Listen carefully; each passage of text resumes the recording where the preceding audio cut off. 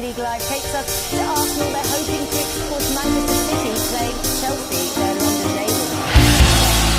7-0 for Adrian Truffert. It looped up off the lever and Truffy turned it in and ripped up the Arsenal strip.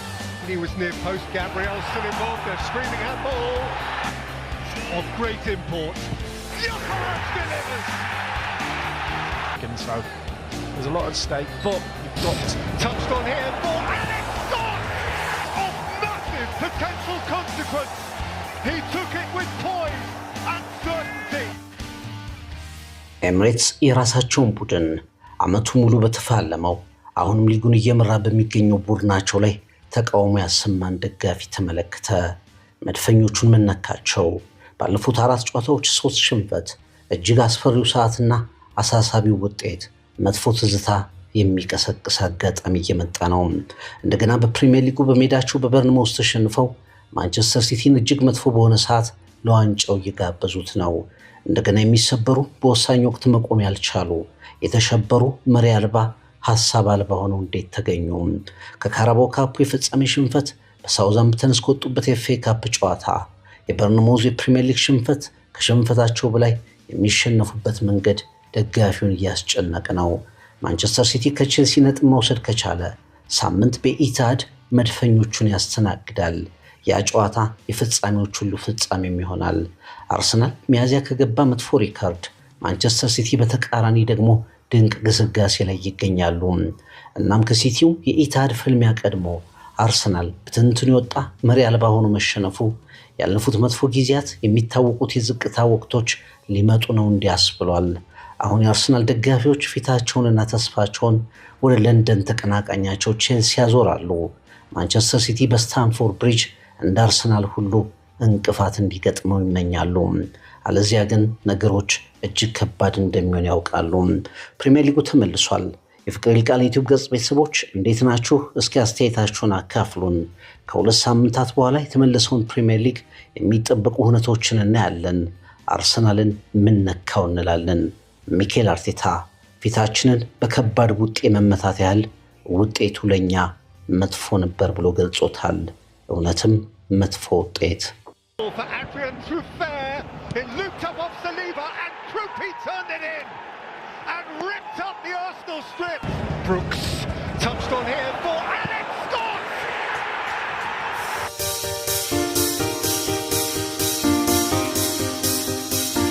ጨዋታው በአብዛኛው የአርሰናል ደጋፊዎች ፈጽሞ ባልጠበቁት መልኩ የተጠናቀቀ ነበር። በመጀመሪያው አጋማሽ በሁለተኛው አጋማሽ አርሰናል በሚጠበቀው ልክ ያልተገኘበት ነበር። በእርግጥ በማንቸስተር ሲቲ የካራባኦ ካፕ ሽንፈት ላይ ፍጹም ብልጫ የተወሰደባቸው መድፈኞቹ በሳውዛምፕተንም ቡድኑ ከፍተኛ ክፍተት እንደነበረበት ተመልክተናል። ጥቂት መሻሻሎች በአውሮፓ ቻምፒየንስ ሊግ ባለፈው ሳምንት አጋማሽ ከስፖርቲንግ ሊዝበን ጋር ቢያሳዩም ግን የበርንማውዙ ጨዋታ ደግሞ መልሶ የመድፈኞቹን ክፍተት ያጋፈጠ ነበር ያሳየም ነበር።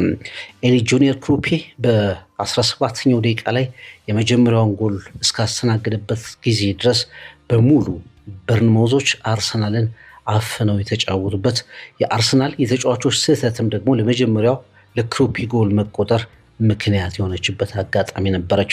ካይ ሃቨርትዝ በማዕዘን በሄዲንግ ከሳታት ውጪ በፔናልቲ 35ኛው ደቂቃ ላይ ቪክተር ዮኬሬሽ ያስቆጠራት አጋጣሚ ብቻ ለመድፈኞቹ ትክክል ነበረች። ሁለተኛውም አጋማሽ ብዙ ነገር የተጠበቀበት ነበር፣ ግን አርሰናል እጅግ መጥፎ አቋሙን ያሳየበት ጨዋታ ነበር ማለት ይቻላል። አርሰናል ለምንድን ነው እየተሸበረ የመጣው? አርሰናል አሁንም 7 ጨዋታዎች 7 ነጥቦችን ሰብስቧል። ነገር ግን 32 ጨዋታዎችን ተጫውቷል። ማንቸስተር ሲቲ 61 ነጥቦች አሉት። 30 ጨዋታዎችን ብቻ ነው የተጫወተው። 2 ጨዋታዎች በእጁ ይገኛሉ። በስታንፎርድ ብሪጅ በዚህ ሳምንት ተስተካካይ ጨዋታውን ካከናወነ በኋላ በቀጥታ መድፈኞቹን ያገኛል።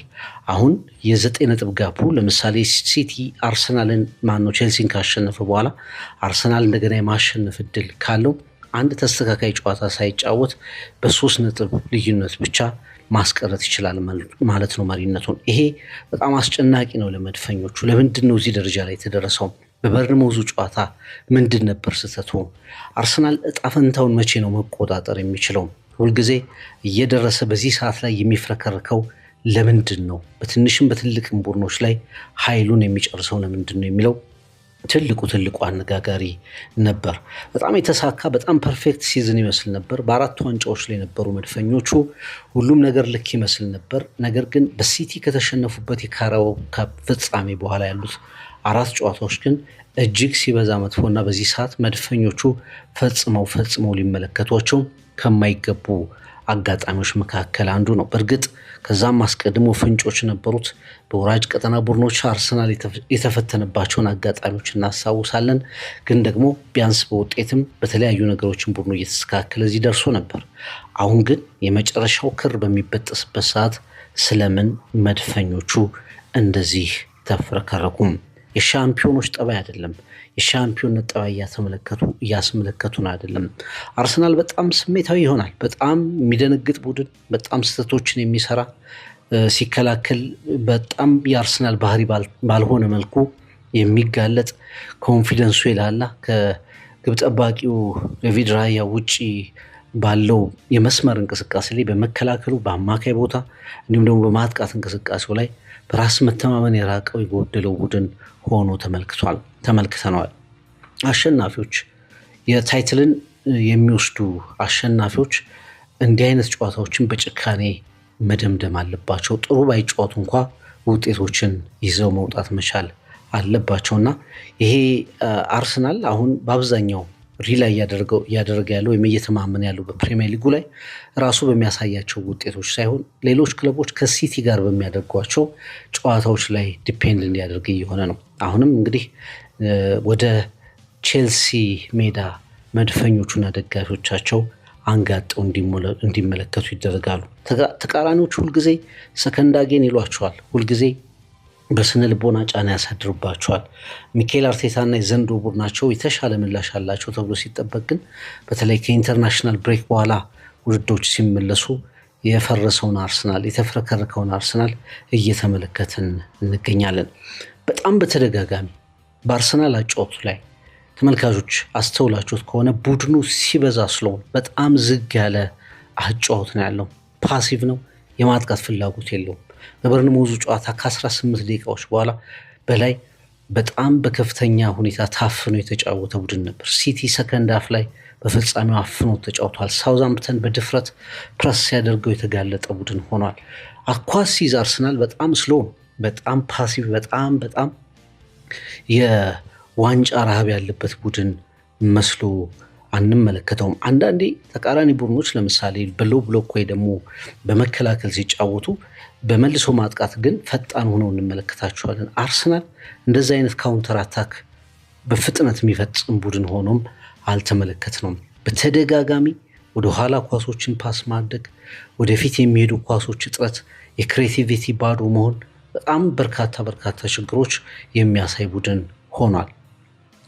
ዴቪድ ራያም በእርግጥ ከቡድኑ ጋር አብሮ የወረደበት ፐርፎርማንስ ነበር ማለት ይቻላል። ግን ይህንን ግብ ጠባቂ ዘንድሮ በአርሰናል ውስጥ ፈጽሞ በስህተቶቹ ማንሳት አይቻልም። ግን አይ ቲንክ የቡድኑ ማጫወት ተጽዕኖ ያደረገበት ይመስላል። ለስህተት የሚያጋልጡ እንቅስቃሴዎችን ሲያደርግ ነበር ማለት ይቻላል። በርንማውዝ የአርሰናልን ሁኔታ ከተመለከተ በኋላ ምንም ቴምፖ የለውም ቡድኑ፣ ኳስ ሲይዝ አይፈጥንም፣ ክሬቲቪቲ የለውም፣ የሚያስጨንቅ አይነት አጫወት አይከተልም። ስለዚህ በርንማውዝ በአብዛኛው በራስ መተማመኑን ከፍ አድርጎ የተጫወተበትን ነገር ተመልክተናል። ማርቲን ዙቢሜንዲ ምን አይነት ዋጋ የሚያስከፍል ስህተት የሚሰራ ተጫዋች እየሆነ እንደመጣ እንግዲህ መመልከት ይቻላል። በጣም ዋጋ የሚያስከፍሉ ትልልቅ 3 ነጥቦችን የሚያሳጡ ስህተቶች በአስቶን ቪላው ጨዋታ እናስታውሷለን። በማንቸስተር ዩናይትድ ጨዋታ እናስታውሷለን። ትናንት በርንማውዝ ባሸነፈባት ጨዋታ ላይ ዙቢሜንዲ ኳሱን ሲመለከት ማርክ ማድረግ የሚገባውን ተጫዋች ረስቶት ነበር እና ያቺ ኳስ የአርሰናሎችን ልብ የሰበረች አጋጣሚ ሆናለች። አርሰናል ጎል ለማስቆጠር በሚጠበቅበት ሰዓት ላይ በርንማውዝ ጨዋታውን የገደለ አጋጣሚ እንዲፈጠር አድርጓል እና ከስፖርቲንግ ሊዝበን ጋር ይህን ተመልክተናል። በሳውዛምፕተኑ ጨዋታ ከማንቸስተር ሲቲ ጋር በነበረው ጨዋታ ላይ እንዲህ አይነት ስህተቶችን ተመልክተናል። በጣም አሳሳቢ ስህተቶችን በተጋጣሚዎች ሁሉ ከአርሰናል አንጻር በጣም አደገኛ ይሆናሉ፣ ቀጥተኛ ተጫዋች ይሆናሉ፣ በራስ መተማመን ይጫወታሉ። ይሄ የሁሉም ተጋጣሚዎቹ ጥንካሬ እንዴት ሊሆን ቻለ?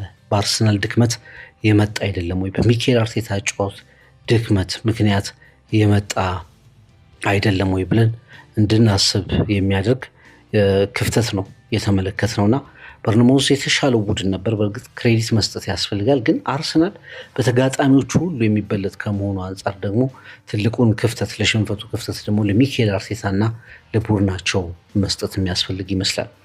ኤምሬትስ በጣም ባልተለመደ ሁኔታ የተስፋ መቁረጥ ምድር ሆኖ ተመልክተነዋል። ትናንት ከጨዋታው በፊት ሚኬል አርቴታ ነቅላችሁ ኑ ሲል ሀሳቡን ተናግሮ ነበር። እራታችሁንም ቢሆን ይዛችሁ ከቤታችሁ ወጥታችሁ ይህን ጨዋታ በድል እንደምድመው የሚል መልእክት አስተላልፎ ነበር። ከመጀመሪያው ጨዋታ ጀምሮ ግን የጨዋታ ፊሽካ ከተነፋበት ጊዜ ጀምሮ ግን የቡድኑ አጫወት ጥርጣሬ ውስጥ የሚከት የሚያስፈራ፣ በተለይ ክሩፒ ጎል ወዲያውኑ ነው የስታዲየሙን ድባብ የቀየረችው። በፍጹም በጸጥታ እንዲሞላ ነው ያደረገችው። ዴክላን ራይስ አልፎ አልፎ ኢነርጂ የመምራት አቅሙን ኢንቴንሲቲ ለመጨመር የጨዋታ ኢንቴንሲቲ ፍጥነት ለመጨመር ጥረት ያደርግ ነበር። ቪክተር ኮሬሽ የፔናልቲዋን ካስቆጠረ በኋላ የስታዲየሙ ድባብ በጣም ተቀየረ። ሁለተኛው አጋማሽ ላይ ግን የዴቪድ ራያ ስህተቶች በተለይ በጣም በቸልታ የሚወስናቸው ውሳኔዎች እንደገና መልሶ ስታዲየሙን ውጥረት ውስጥ እንዲገባ አደረገው። የተጫዋቾች ቅያሬ ውስጥ ተደረጉ። 3 ተጫዋቾች ተስፋ ተደርጎ ነበር፣ ግን ያን ያህል ለውጥ አላመጡም። በኋላ ኤምሬትስ ከእምነት ወደ ተስፋ መቁረጥ ተሸጋገረ። ጎል ተቆጠረ በበርንማውዝ በኩል። የሚመራውን ዓመቱን ሙሉ በከፍተኛ ተጋድሎ የተመለከትነው ቡድናቸውን በመጨረሻ በከፍተኛ ሁኔታ ሲቃወሙ ተመለከትን። ይሄ ጥሩ ምልክት አይደለም ለአርሰናል። ይሄ መልካም ነገር አይደለም። ስቲል ቡድኑ የማሸነፍ እድል አለው። ቡድኑ አሁንም ማንቸስተር ሲቲ እስከሚጫወት ድረስ የ9 ነጥብ ጋፕ አለው። ከማንቸስተር ሲቲ ጋር ወሳኝ ጨዋታ ያደርጋል። ኢቭን እዛ ሄዶ ማሸነፍ ከቻለ የነገሮችን ሁኔታ በከፍተኛ ሁኔታ መቀየር የሚችልበት እድል ይኖራል። ሳይሸነፍም ከመጣ ጭምር ነገሮችን ማስተካከል የሚችልበት እድል አለው። ግን ደጋፊዎቹ ምን ያህል ተስፋ እንደቆረጡ፣ ደጋፊዎቹ ምን ያህል በቡድናቸው ላይ እምነት እንዳጡ የሚያሳይ ከፍተኛ ድንጋጤ ኤምሬትስ ላይ ተመልክተናል። በእርግጥ የመጨረሻው ፊሽካ ላይ ብቻ አልነበረም።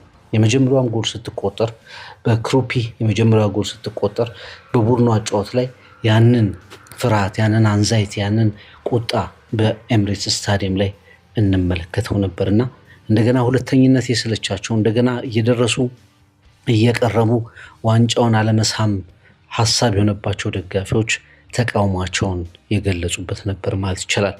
አርሰናል በፔናልቲ ነው ጎል ያስቆጠረው። አብዛኞቹ የኳስ አደገኛ ኳሶች ሙከራዎቹ ከቆሙ ኳሶች ነበሩ እንደተለመደው፣ ግን እነሱንም በጥሩ ሁኔታ መከላከል ችሏል በርንማውዞች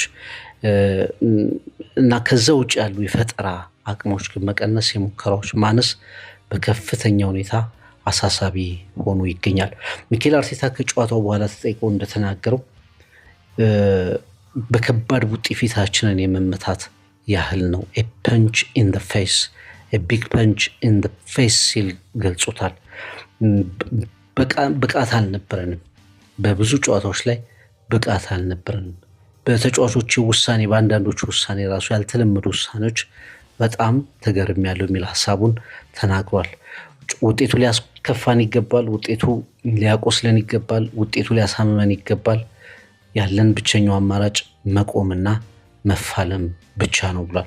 የበርንማውዝን ኳሊቲ እንደዚሁ አድንቋል። በእርግጥ በርንማውዝ ባለፉት 12 ጨዋታዎች ላይ ያለመሸነፍ ጉዞውን አጠናክሮ የቀጠለ በአንዶኒ ኢራኦላ እየተመራ ተጫዋቾች እየሄዱበት ግን ድንቅ ግስጋሴ የሚያደርግ አስገራሚ ቡድን ነው። ሚኬል አርቴታም ይሄንን ኳሊቲያቸውን በደንብ አግዝፎ ተናግሯል። የሚቀጥለው ሳምንት በአርሰናል ጉዞ ውስጥ ትልቁ ሳምንት እንደሆነም አስቀምጧል ሚኬል አርቴታ። በሳምንቱ አጋማሽ በቻምፒየንስ ሊግ የስፖርቲንግ ሊዝበን ጋር የመልስ ጨዋታ አለ። ከዛ ቀጥሎ ደግሞ ከሲቲ ጋር ወሳኝ የፕሪሚየር ሊግ ጨዋታ አለና ቀጣዩ ሳምንት የአርሰናል የሞት የሽረት ሳምንት ይሆናል ሲል ሀሳቡን ተናግሯል። የሚያሳስቡት ነገሮች ምንድን ናቸው?